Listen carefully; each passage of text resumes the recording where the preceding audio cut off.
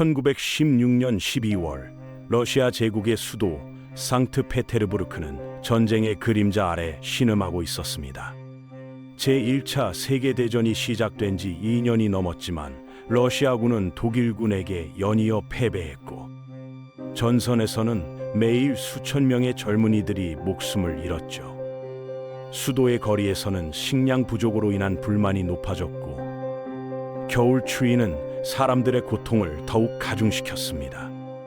영하의 날씨가 계속되는 가운데 도시 전체가 절망과 분노로 가득 차 있었죠. 중심에는 한 남자가 있었습니다. 그의 이름만 들어도 귀족들은 이를 갈았고 평민들은 두려움에 떨었죠. 황실과 가까운 귀족 사회에서는 그를 러시아를 파멸로 이끄는 악마라고 불렀고 신문들은 검열 벌금을 각오하면서까지 그에 대한 비판 기사를 쏟아냈습니다. 그는 읽고 쓸 줄도 모르는 시베리아의 농부 출신이었지만 이제는 황후의 가장 가까운 측근이 되어 제국의 정치를 좌지우지하고 있었죠. 그의 존재는 이미 무너져가는 러시아 제국의 마지막 못을 박는 것처럼 보였습니다. 당시 러시아 사회 전체가 느끼는 위기감은 상상을 초월했습니다. 차르 니콜라이 2세는 전선을 지휘하기 위해 수도를 떠나 있었고 황후 알렉산드라가 실질적으로 제국을 통치하고 있었죠. 문제는 황후가 중요한 정치적 결정을 내릴 때마다 이 남자의 조언을 구했다는 점이었습니다. 장관들이 임명되고 해임되는 것도 전쟁에 관한 중대한 결정들도 모두 이 농부 출신 신비주의자의 입김이 작용했다는 소문이 돌았습니다. 러시아 의회에서는 이 상황을 참다 못한 정치인들이 공개적으로 비난 연설을 쏟아냈고 귀족 사회는 이제 더 이상 참을 수 없다는 분위기였죠. 오늘은 러시아 역사상 가장 미스터리한 암살 사건 중 하나에 대한 이야기입니다. 한밤중에 상류층 남자들이 모여 치밀한 계획을 세웠고 그들의 목표는 단 한 명, 바로 그레고리 라스푸틴이었습니다. 이 암살 계획은 독극물과 총, 그리고 얼음 강물까지 동원된 잔혹하고도 기이한 사건으로 기록되었죠. 왜 러시아의 명망 있는 귀족들이 직접 살인 계획을 세워야 했는지, 그리고 그날 밤 궁전 지하실에서 무슨 일이 벌어졌는지, 이 놀라운 사건의 전말을 지금부터 살펴보겠습니다. 그레고리 라스푸틴은 1869년 시베리아의 작은 마을 포크로프스코에에서 태어났습니다. 그의 가족은 가난한 농부였고 어린 시절 라스푸틴은 교육을 거의 받지 못했죠. 그는 평범한 농부의 삶을 살았고 결혼해서 아이들을 낳으며 별다른 특징 없는 인생을 살아가는 듯했습니다. 하지만 1890년대 후반 그의 나이 28세가 되었을 때 갑작스러운 변화가 찾아왔죠. 어느 날 라스푸틴은 종교적 계시를 받았다고 주장하며 갑자기 가족을 떠나 순례의 길에 올랐습니다. 그는 러시아 전역을 떠돌며 수도원과 성지를 방문했고 그 과정에서 독특한 카리스마를 발산하기 시작했습니다. 라스푸틴은 정규 교육을 받지 못했지만 사람들의 마음을 사로잡는 특별한 능력이 있었죠. 그가 지나가는 마을마다 사람들이 모여들었고 그의 설교를 듣고 치유를 받았다고 주장하는 이들이 늘어났습니다. 특히 그는 병자들을 치료하는 능력이 있다는 소문이 퍼지면서 점점 더 유명해졌죠. 라스푸틴의 명성은 시베리아를 넘어 러시아의 주요 도시들로 퍼져나갔습니다. 1903년 그는 상트페테르부르크에 도착했고 여기서 그의 인생을 완전히 바꿀 만남들이 시작되었죠. 당시 러시아의 상류 사회에서는 신비주의와 영적 치유에 대한 관심이 높았고 라스푸틴은 이러한 분위기 속에서 빠르게 주목을 받았습니다. 그는 귀족들의 살롱에 초대되었고 그곳에서 만난 사람들을 통해 점점점 높은 계층으로 올라갔죠. 1905년 라스푸틴에게 운명적인 기회가 찾아왔습니다. 황태자 알렉세이가 혈우병으로 고통받고 있었고 황실의 의사들은 속수무책이었죠. 혈우병은 유전 질환으로 피가 응고되지 않아 작은 상처로도 생명을 잃을 수 있는 무서운 병이었습니다. 황후 알렉산드라는 아들을 구하기 위해 온갖 방법을 동원했지만 효과가 없었고 절망에 빠져 있었죠. 이때 누군가가 라스푸틴을 황후에게 소개했습니다. 라스푸틴이 황태자를 처음 만났을 때의 일은 전설이 되었습니다. 알렉세이는 극심한 통증으로 신음하고 있었고 의사들이 투여한 약물도 별 효과가 없었죠. 라스푸틴은 황태자 곁에 앉아 조용히 기도하기 시작했고 놀랍게도 얼마 지나지 않아 황태자의 상태가 호전되기 시작했습니다. 이것이 기적인지 아니면 다른 이유가 있었는지는 오늘날까지도 논쟁거리입니다. 일부 역사학자들은 라스푸틴이 의사들이 처방한 아스피린을 중단시켰고 아스피린의 항응고 작용이 사라지면서 출혈이 멈춘 것이라고 분석하기도 하죠. 이유가 무엇이었든 황후는 라스푸틴을 아들의 생명을 구한 성자로 믿게 되었습니다. 그 이후로 라스푸틴은 황실의 신뢰를 얻었고 황후와 가까운 관계를 형성했죠. 그는 자주 궁전에 초대되었고 황후는 중요한 결정을 내릴 때마다 그의 조언을 구했습니다. 차르 니콜라이 2세도 처음에는 라스푸틴을 의심했지만 아들의 상태가 계속 호전되자 결국 그를 받아들였죠. 하지만 라스푸틴의 사생활은 그의 신성한 이미지와는 전혀 달랐습니다. 그는 악명 높은 음주가였고 밤마다 상트페테르부르크의 술집과 향락시설을 전전했죠. 그의 아파트에서는 연일 파티가 벌어졌고 여성 추종자들과의 스캔들이 끊이지 않았습니다. 라스푸틴은 성적 방종이 영적 정화의 한 방법이라는 기괴한 논리를 내세우며 자신의 행동을 정당화했죠. 1915년부터 러시아 비밀 경찰은 라스푸틴을 감시하기 시작했습니다. 그들이 작성한 감시 보고서는 라스푸틴의 일상을 적나라하게 보여주죠. 2월 19일 보고서에는 라스푸틴이 2명의 여성과 함께 저녁 10시에 외출하여 새벽 3시에 귀가했다고 기록되어 있습니다. 3월 10일에는 도시를 가로질러 매춘부를 만났다고 적혀 있죠. 5월 12일 보고서는 더욱 충격적인데 라스푸틴이 한 여성을 아파트에 감금했고 하인이 그녀를 풀어줄 때까지 붙잡아 두었다는 내용입니다. 이러한 스캔들에도 불구하고 라스푸틴의 영향력은 오히려 커져갔습니다. 1914년 제1차 세계대전이 발발하자 차르는 직접 전선을 지휘하기 위해 수도를 떠났고 황후가 실질적으로 제국을 통치하게 되었죠. 황후는 중요한 정치적 결정을 내릴 때마다 라스푸틴과 상의했고 그의 조언에 따라 장관들을 임명하고 해임했습니다. 1915년부터 1916년 사이에만 내무장관이 4번이나 교체되었고 총리도 2번 바뀌었죠. 이러한 혼란스러운 인사는 전쟁 중인 국가의 안정성을 크게 해쳤습니다. 러시아 사회는 분노로 들끓었습니다. 귀족들은 무식한 농부가 제국을 좌지우지하는 상황을 참을 수 없었고 평민들은 전쟁의 고통 속에서 황실의 무능함에 환멸을 느꼈죠. 신문들은 검열을 무릅쓰고 라스푸틴을 비판하는 기사를 실었습니다. 한 신문은 라스푸틴을 검은 세력이라고 부르며 그가 러시아를 파멸로 이끌고 있다고 경고했죠. 벌금을 물더라도 진실을 알려야 한다는 언론인들의 결의는 당시 상황이 얼마나 심각했는지를 보여줍니다. 1916년 12월 19일 러시아 의회 두마에서 역사적인 연설이 있었습니다. 보수적인 정치인 블라디미르 프리슈케비치가 연단에 올라 라스푸틴을 정면으로 비난했죠. 그는 러시아가 직면한 모든 문제의 근원에 라스푸틴이 있다고 주장하며 이 사악한 영향력을 제거하지 않으면 제국이 무너질 것이라고 경고했습니다. 청중들은 기립박수로 화답했고 그의 연설은 전국으로 퍼져나갔죠. 그날 청중석에는 특별한 사람이 앉아 있었습니다. 펠릭스 유수포프, 러시아에서 가장 부유한 귀족 가문의 후계자였죠. 그는 차르 다음으로 부유하다고 알려진 집안 출신이었고 영국에서 교육받은 세련된 귀족이었습니다. 유수포프는 프리슈케비치의 연설을 들으며 결심했습니다. 누군가는 라스푸틴을 제거해야 하고 그 일을 자신이 해야 한다고 생각했죠. 며칠 후 유수포프는 프리슈케비치에게 비밀 메시지를 보냈습니다. 두 사람은 기차역에 세워둔 프리슈케비치의 전용 기차에서 만났고 거기서 라스푸틴 암살 계획을 논의하기 시작했죠. 유수포프는 신중하게 공모자들을 선택했습니다. 차르의 사촌인 드미트리 파블로비치 대공, 유수포프의 친구인 라조베르트 박사, 그리고 프리슈케비치의 측근인 세르게이 수코틴 중위가 합류했습니다.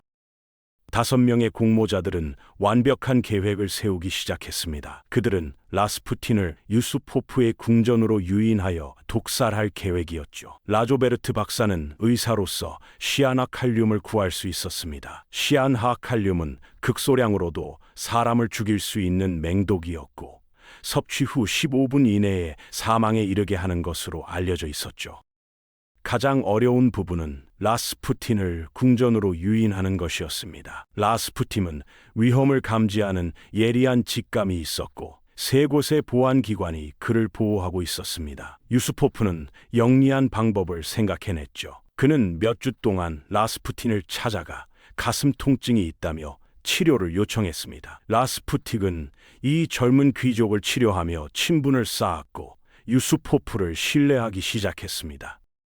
만남을 거듭하며 라스푸틴은 유수포프의 아내 이리나 공주를 만나고 싶다고 자주 요청했습니다. 이리나는 당시 21세의 아름다운 여성이었고 차르의 조카였죠. 유수포프는 라스푸틴이 자신의 아내에게 접근하는 것을 결코 허락하지 않았지만 이것이 완벽한 미끼가 될 수 있다는 것을 깨달았습니다. 그는 라스푸틴에게 12월 29일 밤 이리나가 친구들과 파티를 연다며 그를 초대해 이리나를 소개시켜 주겠다고 제안했죠. 여성들을 좋아하는 라스푸틴은 이 제안을 거절할 수 없었습니다. 암살 계획은 치밀하게 짜여졌습니다. 궁전의 지하실을 호화로운 식당으로 꾸미고 케이크와 와인에 독을 섞어 놓기로 했죠. 지하실의 두꺼운 콘크리트 벽은 소리가 밖으로 새나가는 것을 막아줄 것이었습니다. 위층에서는 축음기로 파티 음악을 틀어 손님들이 있는 것처럼 위장하기로 했습니다. 라스푸틴이 독이 든 음식을 먹고 죽으면 그의 시체를 강물에 던져 증거를 없애기로 계획했죠. 1916년 12월 29일 밤 모든 것이 시작되었습니다. 그날 저녁은 유난히 추웠고 기온이 영하로 떨어지며 거리는 텅 비어갔죠. 오후 11시가 되자 궁전에서는 마지막 준비가 한창이었습니다. 라조베르트 박사는 조심스럽게 시아너칼륨을 분말로 만들어 초콜릿 케이크의 크림층에 뿌렸습니다. 특히 분홍 장미 모양 장식이 있는 케이크에 독을 집중적으로 넣었죠. 그리고 여러 잔의 와인에도 독을 섞었습니다. 프리슈케비치는 자신의 기록에서 그날 밤의 긴장감을 생생하게 묘사했습니다. 그는 자신의 전용 기차에서 대기하다가 11시 50분경 궁전으로 향했다고 적었죠. 모든 공모자들이 궁전에 모였을 때 그들은 서로의 얼굴을 보며 이제 돌이킬 수 없다는 것을 깨달았습니다. 자정이 지나자 유수포프와 라조베르트 박사가 라스푸틴을 데리러 출발했습니다. 라조베르트는 운전기사로 변장했고 유수포프는 가벼운 대화를 나누며 긴장을 숨겼죠. 라스푸틴의 아파트에 도착했을 때 라스푸틴은 최고급 비단 셔츠를 입고 나타났습니다. 그는 기분이 좋아 보였고 아름다운 이리나 공주를 만날 생각에 들떠 있었죠. 차는 조용히 궁전으로 향했습니다. 새벽 1시가 조금 넘은 시각, 그들은 궁전의 측면 입구에 도착했습니다. 라스푸틴은 의심 없이 유수포프를 따라 건물 안으로 들어갔죠. 지하실로 내려가는 계단을 걸으며 라스푸틴은 위층에서 들리는 음악 소리와 웃음소리에 귀를 기울였습니다. 유수포프는 파티가 한창이니 곧 이리나가 내려올 것이라고 말했죠. 지하실은 화려하게 꾸며져 있었습니다. 벽난로에는 불이 타오르고 있었고 테이블 위에는 케이크와 와인이 놓여 있었죠. 유수포프는 라스푸틴에게 자리에 앉으라고 권하며 이리나가 곧 내려올 테니 잠시 기다리라고 말했습니다. 그리고는 케이크와 와인을 권했죠. 하지만 이상한 일이 벌어졌습니다. 라스푸틴은 처음에 음식을 먹으려 하지 않았습니다. 그는 배가 고프지 않다며 거절했고 와인만 조금 마시겠다고 했죠. 유수포프는 당황했지만 태연한 척하며 계속 권유했습니다. 1시간 가까이 지났지만 라스푸틴은 독이 든 음식에 거의 손을 대지 않았죠. 위층에서 대기하던 공모자들은 불안해지기 시작했습니다. 계획대로라면 라스푸틴은 이미 죽어 있어야 했죠. 유수포프가 올라와 상황을 설명하자 모두들 어찌할 바를 몰랐습니다. 라조베르트 박사는 자신이 준비한 독의 양이면 충분히 치사량이라고 확신했지만 라스푸틴은 음식을 먹으려 하지 않았죠. 유수포프는 다시 지하실로 내려가 라스푸틴을 설득했습니다. 그는 직접 케이크를 집어 라스푸틴 앞에 내밀었고 결국 라스푸틴은 한 조각을 먹기 시작했죠. 그리고 와인도 한 잔, 두 잔 마셨습니다. 유수포프는 안도의 한숨을 쉬며 이제 곧 끝날 것이라고 생각했습니다. 하지만 놀라운 일이 계속되었습니다. 30분이 지나도 라스푸틴은 아무런 이상 증상을 보이지 않았습니다. 그는 오히려 더 많은 와인을 요구하며 노래를 부르기 시작했죠. 유수포프는 공포를 느끼기 시작했습니다. 충분한 양의 독을 먹었는데도 라스푸틴은 멀쩡했고 오히려 기분 좋게 취해가고 있었죠. 새벽 2시 30분이 넘어가자 라스푸틴은 점점 짜증을 내기 시작했습니다. 이리나는 언제 내려오느냐고 계속 물었고 유수포프는 적당한 변명을 찾느라 애를 먹었죠. 이미 2시간 넘게 지하실에 있었지만 라스푸틴은 죽기는커녕 더 활기차 보였습니다. 지하실로 돌아온 유수포프는 라스푸틴에게 궁전에 있는 아름다운 십자가를 보여주겠다고 제안했습니다. 라스푸틴이 십자가 장식장 앞에 섰을 때 유수포프는 권총을 꺼내들었죠. 손이 떨렸지만 그는 방아쇠를 당겼습니다. 총소리가 지하실에 울려 퍼졌고 라스푸틴은 가슴을 움켜쥐며 바닥에 쓰러졌습니다. 위층에서 총소리를 들은 공모자들이 급히 지하실로 내려왔습니다. 라스푸틴은 바닥에 쓰러져 경련을 일으키고 있었고 곧 움직임이 멈췄죠. 라조베르트 박사가 맥박을 확인하고 사망을 선언했습니다. 그들은 마침내 임무를 완수했다고 생각했죠. 공모자들은 신속하게 증거인멸 작업을 시작했습니다. 3명은 라스푸틴의 코트와 신발을 가지고 프리슈케비치의 기차로 가서 태우기로 했습니다. 스코틴 중위는 라스푸틴의 코트를 입었는데 그가 라스푸틴과 체격이 비슷했기 때문에 감시하는 스파이들을 속일 수 있을 것이라고 생각했죠. 궁전에는 유수포프와 프리슈케비치만 남았습니다. 유수포프는 극도의 긴장 상태에 있었고 방금 일어난 일을 처리하느라 정신이 없었죠. 그는 라스푸틴의 시체를 다시 한번 확인하기 위해 지하실로 내려갔습니다. 라스푸틴은 여전히 바닥에 누워 있었고 전혀 움직이지 않았습니다. 유수포프는 라스푸틴의 몸을 흔들어 보았습니다. 그 순간 끔찍한 일이 벌어졌죠. 라스푸틴의 눈이 갑자기 번쩍 떠졌고 그는 유수포프의 목을 움켜쥐었습니다. 유수포프는 공포에 질려 비명을 질렀고 라스푸틴은 믿을 수 없는 힘으로 일어나 계단을 향해 비틀거리며 걸어갔죠. 유수포프는 겁에 질려 위층으로 달려가 프리슈케비치에게 소리쳤습니다. 라스푸틴이 살아났다고, 그가 도망가고 있다고 외쳤죠. 두 사람이 창밖을 내다보니 믿을 수 없는 광경이 펼쳐졌습니다. 라스푸틴이 안뜰을 가로질러 궁전 정문을 향해 걸어가고 있었던 것이죠. 프리슈케비치는 재빨리 권총을 집어들고 밖으로 뛰쳐나갔습니다. 라스푸틴은 정문에 거의 다다랐고 탈출만 한다면 모든 것이 끝장날 터였죠. 프리슈케비치는 첫 번째 총을 쏘았지만 빗나갔습니다. 두 번째 총도 빗나갔고 그 순간 길을 지나가던 두 행인이 놀라 도망쳤습니다. 프리슈케비치는 침착함을 되찾고 조준에 집중했습니다. 세 번째 총알이 라스푸틴의 등을 관통했고 네 번째 총알이 그의 머리를 스쳤습니다. 라스푸틴은 마침내 쓰러졌고 이번에는 다시 일어나지 못했죠. 하지만 상황은 더욱 복잡해졌습니다. 총소리를 듣고 경찰관이 궁전으로 달려왔고 프리슈케비치는 급히 변명을 지어냈습니다. 그는 취한 친구가 장난삼아 개를 향해 총을 쏜 것이라고 둘러댔죠. 경찰관은 의심스러워했지만 상대가 유명한 정치인과 귀족이었기에 더 이상 추궁하지 않고 돌아갔습니다. 기차로 갔던 공모자들이 돌아왔을 때 그들은 충격적인 장면을 목격했습니다. 안뜰에는 피가 낭자했고 라스푸틴의 시체가 다시 나타났죠. 기차의 난로가 너무 작아서 라스푸틴의 코트와 신발을 모두 태우지 못했고 그들은 증거물을 그대로 가지고 돌아온 것이었습니다. 다리에 도착한 그들은 라스푸틴의 몸에 쇠사슬을 묶어 무게를 더했습니다. 그리고 그의 코트와 신발과 함께 얼음 구멍으로 밀어 넣었죠. 시체는 얼음물 속으로 가라앉았고 그들은 이제 모든 것이 끝났다고 생각했습니다. 하지만 그들은 중대한 실수를 저질렀습니다. 안뜰에는 여전히 피 얼룩이 남아 있었고 라스푸틴의 신발 한 짝이 궁전에 남아 있었죠. 더욱 치명적인 실수는 다리 위에서 부츠 한 짝을 떨어뜨린 것이었습니다. 이 부츠는 다리 난간에 걸려 있었고 누군가 발견하면 모든 것이 탄로날 상황이었습니다.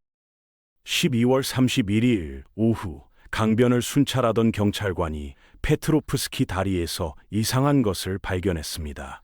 다리 난간에 걸린 부츠와 눈 위에 피자국이었죠. 경찰은 즉시 수색 작업을 시작했고 다리 아래 얼음에서 라스푸틴의 시체를 발견했습니다.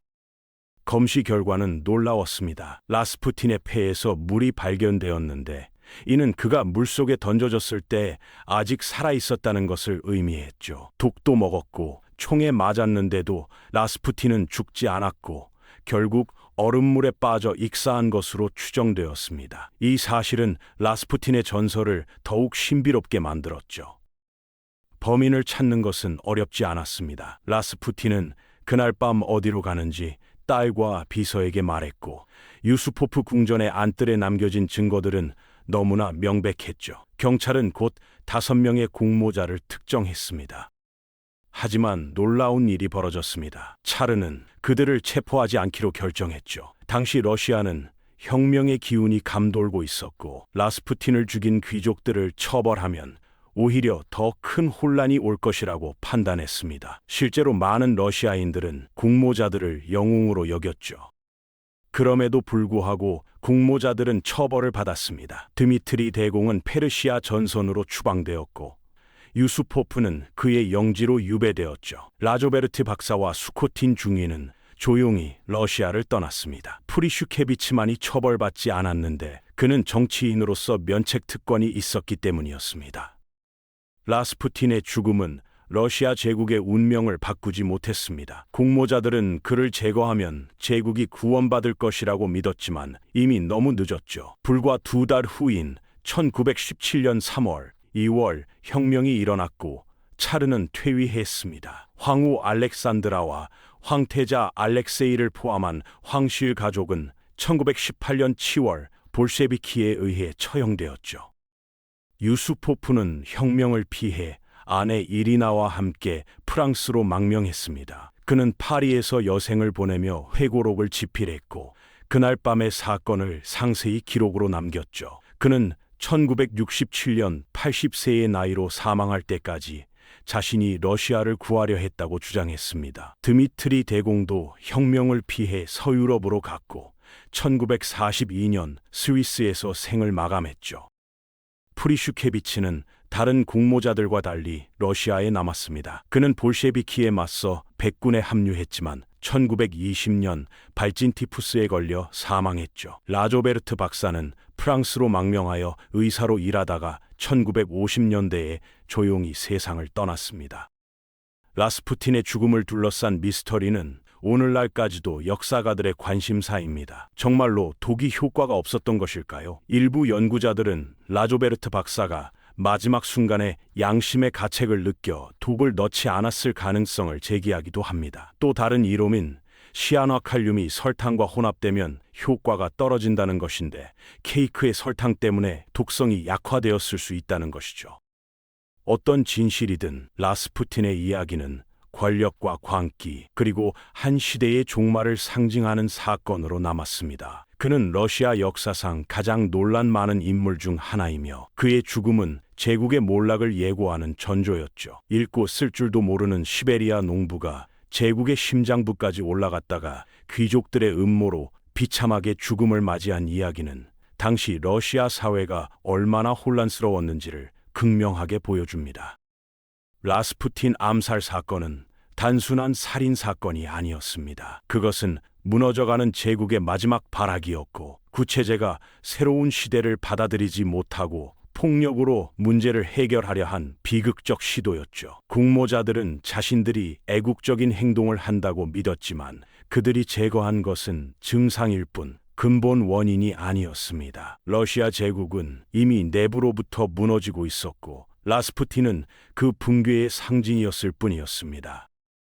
그날 밤 궁전 지하실에서 벌어진 일은 한 시대의 종말을 알리는 서곡이었습니다. 300년을 이어온 로마노프 왕조는 몇 달 후 역사 속으로 사라졌고 러시아는 완전히 새로운 시대로 접어들었죠. 라스푸틴의 죽음은 그 격변의 한가운데 있었던 역사상 가장 기이하고 극적인 사건 중 하나로 기억되고 있습니다. 독도, 총알도 그를 막지 못했고 결국 얼음물이 그의 숨을 거두게 했다는 이야기는 그가 살았던 삶만큼이나 전설적이고 미스터리한 여운을 남기고 있습니다.